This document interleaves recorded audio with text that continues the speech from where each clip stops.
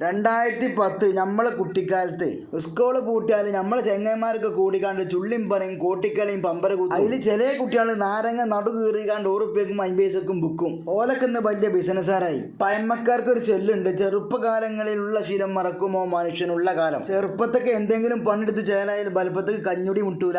അന്നത്തെ പമ്പര കുത്തും ചുള്ളിയും പറയും പള്ളിച്ചാട്ടും എടുത്തു പോകാത്തൊരു സംഗതി ഇത് മാത്രമാണ്. അന്ന് നാരങ്ങ വിറ്റ് പൈസ ഉണ്ടാക്കിയോല് നാട്ടിലും ഗൾഫിലും ബിസിനസ് ചെയ്ത് കോടീശ്വരന്മാരായി. കോട്ടിക്കളിയും പമ്പരക്കുത്തും കളിച്ചോല് ഇന്ന് പാരാബ്ദക്കാരുമായി. അങ്ങനെ ഇതാണ് നമ്മളെ മുഹമ്മദ് ഇസാന്റെ ലുലുമാള്. ഇത് വള്ളംപുറം വളമംഗല റോട്ടുമലാട്ടോ. 2 മാസം സ്കൂൾ പൂട്ടിയപ്പോൾ തട്ടിക്കൂട്ടി ഉണ്ടാക്കിയ പീടിയ. നല്ല കൗതുക കാണാൻ, നല്ല കച്ചവടവും ഉണ്ട്. ഇനിയും ഇതേമാതിരത്തെ കുട്ടികൾ വളർന്നു വരണമെന്ന എന്റെ അഭിപ്രായം. നിങ്ങളതോ? ഇനി നാളെ നേരം വെളുത്താണ്ട് സ്കൂളിൽ വെക്കാണ്ട് നിങ്ങൾ എല്ലാവരും പീടിയ കച്ചവടത്തിന് ഇറങ്ങിക്കോളി എന്നല്ല പറയണത് കേട്ടോ. നമ്മളെ മുൻ പ്രസിഡന്റ് കലാം സാറ് ചെറുപ്പത്തിൽ പത്രം വിറ്റിന്. നമ്മളെ ഇന്ത്യന്റെ പ്രധാനമന്ത്രി നരേന്ദ്രമോദി സാറ് ചെറുപ്പത്തിൽ ചായ കച്ചവടം ചെയ്തിരിക്കണം. ഓലൊക്കെ ഉന്നത പദവിയിൽ എത്താനുള്ള കാരണം ചെറുപ്പത്തിലുള്ള അധ്വാനം തന്നെയാണ്. ഇനി 15 കൊല്ലം കഴിഞ്ഞാൽ നമ്മളെ മുഹമ്മദ് ഈസാൻ ആരാകുന്നത് നമുക്ക് പറയാൻ പറ്റൂല. അങ്ങനെ മുഹമ്മദ് ഈസാന്റെ ചെറിയ ലുലുമാളി എത്തൊക്കെ ഉണ്ടെന്നുള്ളത് നമുക്ക് ഓനോട് തന്നെ ചോദിച്ചു നോക്കാം.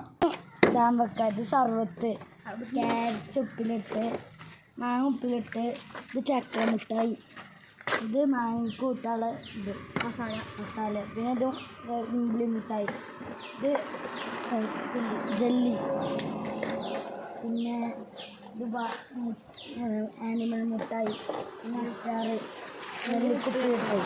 സോഡയും ഐസും ഫ്രിഡ്ജിലാണ്. ഇനിയുണ്ട് കുറേ സാധനങ്ങൾ ഇനിയും കൊണ്ട്. വൈകുന്നേരം ബ്രെഡ് ഓംലേറ്റും ചായ ഉണ്ടാവും എന്നും. അപ്പോൾ അടുത്ത വീഡിയോ ആയിട്ട് നിങ്ങളെ മുന്നിലേക്ക് ഞാൻ വരും.